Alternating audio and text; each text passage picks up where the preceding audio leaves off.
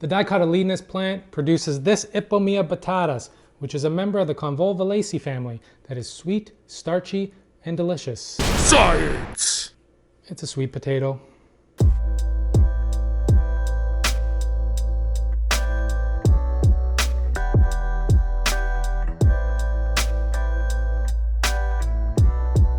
Hey everyone, Mark here, and welcome to my kitchen. If you haven't hit that subscribe button, please do so. Today we're gonna make sweet potato mash with Gorgonzola cheese. It's gonna be creamy, smooth, sweet, and delicious. So let's just get right to it and make some Ipomea batatas mash. All right, so grab your sweet potatoes. I have two massive ones here, and you'll want about 3.5 pounds worth. We're gonna peel the potatoes, and if you want, you can roast up the leftover peels. Just toss the peels in extra virgin olive oil, salt, pepper, and any other seasonings you like, and then just roast in the oven at 400 degrees until crispy, and you'll be left with sweet potato skin chips, and you just helped minimize food waste. Okay, back to our potatoes. You wanna cut them up into bite-sized uniform chunks so they cook quickly and evenly. Once you're done, just place in a bowl and set aside. We are going to steam our sweet potatoes today. It is fast, easy, and the steam will help keep the nutrients and flavors within.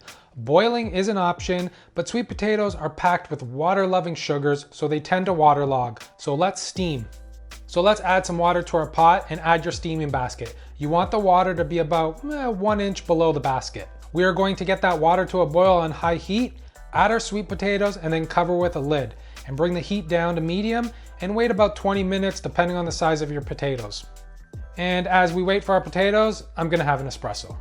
So yes, mashed potatoes are usually a side dish, but I'm telling you, it'll be hard not to eat this whole bowl as a meal. And you might say to yourself, did I just eat a massive bowl of mashed potatoes to my face?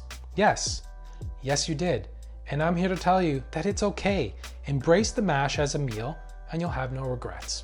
Okay, back to our potatoes. So they look done. If you can easily pierce a knife through, you're good. Now let's remove the basket and pour out the leftover water.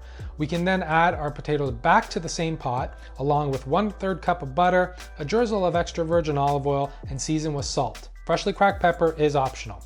And then mash away. I like doing it by hand, and you can use a food processor. Just be careful not to overwork them. Sweet potatoes are more forgiving than other potatoes that become gluey if blended for too long or too fast, so just be wary. And then we are going to fold in our crumbled Gorgonzola. Next step is to fold in the cheese.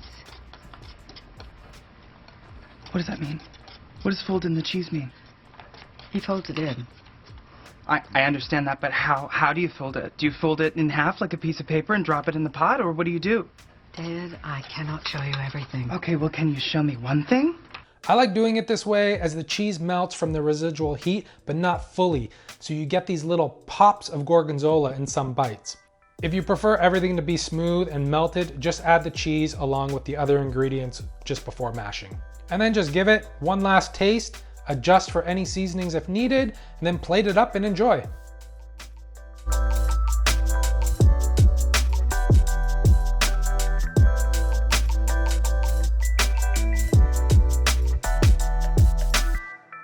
All right, there we have it. Sweet potato mash with Gorgonzola cheese.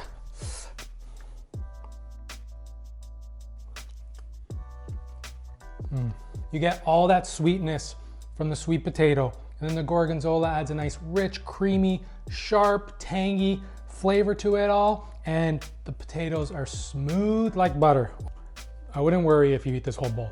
And I'm probably gonna do it, so I hope you give this a go. And as always, the full recipe's in the description below. Please like and comment. Don't forget to hit that subscribe button. And until next time, ciao.